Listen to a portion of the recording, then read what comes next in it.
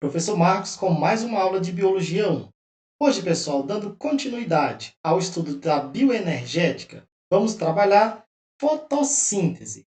Esta aula será dividida em duas partes. Nesta primeira parte, nós iremos estudar a introdução à fotossíntese, a importância, a molécula de clorofila, a organela cloroplasto e as equações da fotossíntese, além dos fotossistemas. Então, pessoal, fotossíntese é a transformação da luz do sol em energia química. Justamente esse termo fotossíntese quer dizer síntese pela luz. E aqui a gente trabalha a importância da fotossíntese. Qual a importância da fotossíntese para o planeta Terra, para os seres vivos? Vejam só, a fotossíntese, pessoal, ela realiza a renovação do oxigênio atmosférico.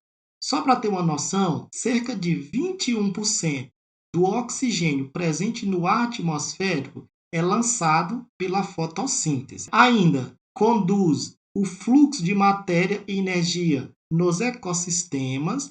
A gente viu em cadeias alimentares que as plantas, são a base das cadeias alimentares, são os produtores nos ambientes terrestres, e as algas, que também são fotossintetizantes, são a base das cadeias alimentares nos ambientes aquáticos. E, por último, a fotossíntese, pessoal, ela promove o sequestro de CO2 da atmosfera. Esse CO2, o dióxido de carbono, ele é um gás estufa. Ele contribui para o aumento da temperatura do planeta, o aquecimento global. Então, aí está a importância da fotossíntese. Realiza a renovação do oxigênio no ar, é a base das cadeias alimentares no ecossistema e, além disso, sequestra o dióxido de carbono da atmosfera, que é um gás estufa, beleza? E quais são, pessoal, os indivíduos que realizam fotossíntese? Esses seres que realizam fotossíntese são chamados de seres clorofilados, por possuírem a molécula de clorofila. Quem são eles? Principalmente as plantas, as algas, cianobactérias e algumas bactérias conseguem realizar fotossíntese. E aqui a gente tem a organela sede da clorofila. São os cloroplastos. Vamos entender qual é a importância desse cloroplasto e a morfologia do mesmo. Acompanhe. Os cloroplastos, pessoal, ele tem a mesma histórico de surgimento da mitocôndria. Lembra que a gente viu que a mitocôndria ela é muito importante lá no processo de respiração celular? E os cloroplastos aqui são muito importantes na fotossíntese. Então, aqui tem a morfologia do cloroplasto. Ele é formado, ele tem duas membranas, perceba, uma membrana externa e uma membrana mais interna.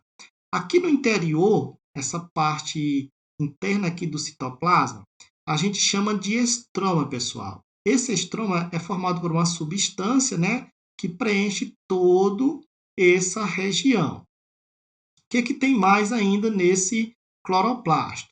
Ele tem o tilacóide, que são essas moedazinhas, vejam só, parece uma moedazinha. É aqui, pessoal, dentro dessas moedazinhas, dos tilacóide, que a fotossíntese acontece. A primeira fase, que nós vamos ver que a fotossíntese tem duas fases. Mas essa estruturazinha aqui, o tilacóide, ele é cheio de clorofila, onde a primeira etapa da fotossíntese vai acontecer. Ele tem ainda o grano, que é uma pilha de tilacóide. Quando eles vão ficando empilhados uns nos outros, forma o grano. Esse cloroplasto ainda pode ter ribossomos, DNA, grão de amido, lipídio, várias substâncias dispersas no estroma. Então, entenda, pessoal, basicamente, o cloroplasto é formado por duas membranas, uma externa e outra interna. No interior do estroma, você vai encontrar o quê? Os tilacóides, que são a partezinha onde vai ocorrer a primeira etapa da fotossíntese. A pilha de tilacoides vai formar o grano. E a gente pode ter uma grana, que é o conjunto de grano, beleza? E a clorofila? Qual é a importância da clorofila no processo fotossintético? A clorofila, pessoal, é a molécula-chave da fotossíntese.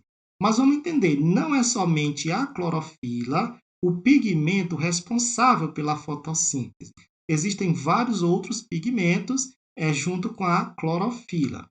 A clorofila ela é chamada também o sangue verde. Fazendo essa analogia, a gente sabe que o sangue ele transporta, vários nutrientes nos seres vivos, nos animais. E a clorofila é essa molécula que também vai transportar substâncias, elétrons, para a realização da fotossíntese.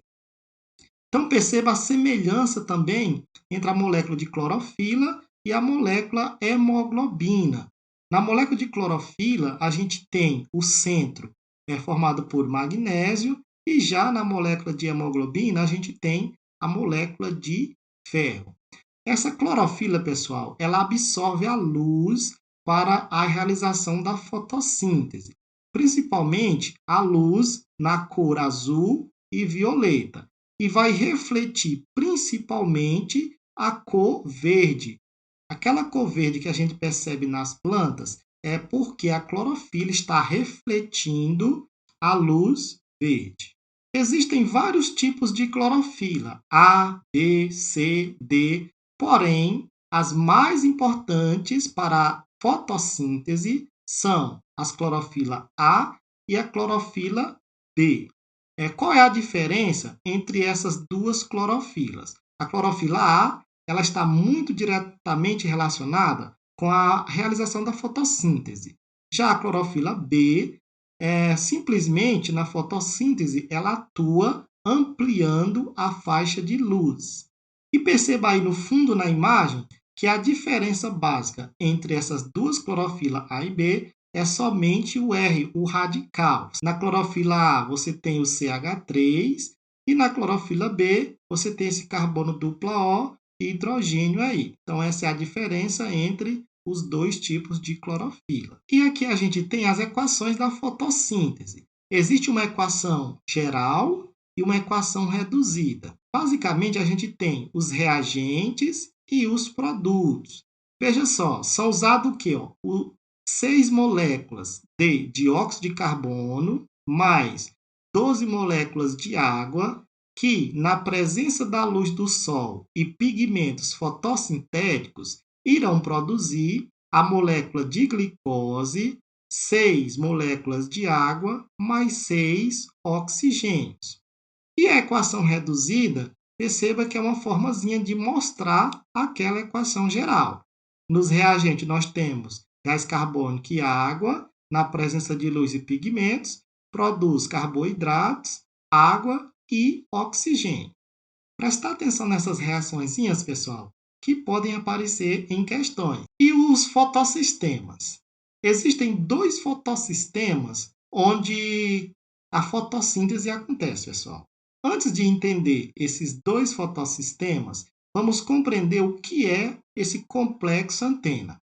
O complexo antena é um conjunto de pigmentos que absorve a luz do sol e manda os elétrons dessa energia para uma proteína central. Perceba aí na imagem que nós temos uma proteína no centro da reação recebendo, elétrons, recebendo a energia levada por outros pigmentos. Então, isso é o que significa complexo antena. É um complexo de vários pigmentos para absorver a luz do sol e levá-la em forma de energia, para o centro da reação. E perceba aí a importância da molécula de clorofila, que está presa a essas membranas da célula, dos cloroplastos, beleza? E aqui vamos compreender os fotossistemas. Esses fotossistemas, pessoal, é onde a luz do sol é absorvida para a realização da fotossíntese. Vamos compreender esses fotossistemas agora. O fotossistema 2, por que a gente estuda primeiro o 2? Aqui foi a ordem que eles foram descobertos, né? Primeiro descobriram o 2 e, por último, o 1. Então, o fotossistema 2, ele é chamado de P680, porque é a 680 nanômetro que a luz é absorvida nesse fotossistema. Esse fotossistema também, pessoal, ele é muito importante porque aqui vai ocorrer a fotólise da água, a quebra da molécula de água. E uma coisa muito importante que o Enem cobra e outros vestibulares. O oxigênio que é produzido no final da fotossíntese não vem do gás carbônico, não. Ele vem dessa quebra da molécula de água aqui no fotossistema 2. Então, acompanhe aqui o que acontece. Ó. A molécula de clorofila, aqui é clorofila, ela vai receber o fóton à luz do Sol. Quando essa molécula de clorofila recebe a luz do Sol, ela fica excitada, pessoal, ou seja, muito energética. E a gente sabe que, quimicamente, quando uma molécula está muito excitada, muito energética, a tendência é os elétrons se afastarem dessa molécula. Então, aqui a clorofila absorveu a luz do Sol, ficou muito energética e muitos elétrons começam a se afastar dessa clorofila. Mas, perceba o que aconteceu também. Essa molécula de clorofila, pessoal, ela não pode ficar instável com essa perda de elétrons. Então, ao mesmo tempo que a luz do Sol excita a clorofila, a luz do Sol também, pessoal, quebra a molécula de água, que a gente chama de fotólise da água. Essa fotólise da água, quebra da água na presença da luz do Sol, irá produzir 2 prótons de hidrogênio e 2 elétrons. E são justamente esses elétrons que vão estabilizar a clorofila que está perdendo os seus elétrons. Então, entendam, a molécula de água vai ser quebrada pela luz do Sol, isso é chamado de fotólise da água ou reação de Io. Os elétrons dessa molécula de água passam para a clorofila. Aqui também, pessoal, os hidrogênios que foram liberados irão pegar carona junto com os elétrons. Então, o que vai acontecer aqui? Ó, os elétrons vão se afastando da molécula de clorofila e vão subindo pelo fotossistema. Aqui, ao mesmo tempo que a luz do Sol incide na clorofila a 680 nanômetros, ela também vai incidir lá no fotossistema 1, que já vamos entender. Então, o que vai acontecer aqui? Ó, esses elétrons perdidos na clorofila no fotossistema 2, eles vão ser carregados por uma sequência de proteínas. Né? Ó, dessas proteínas, as mais importantes aqui é a PQ, que é a plastoquinona, o CIT, que é o citocromo, plastocianina, e a PC, que é a plastocianina.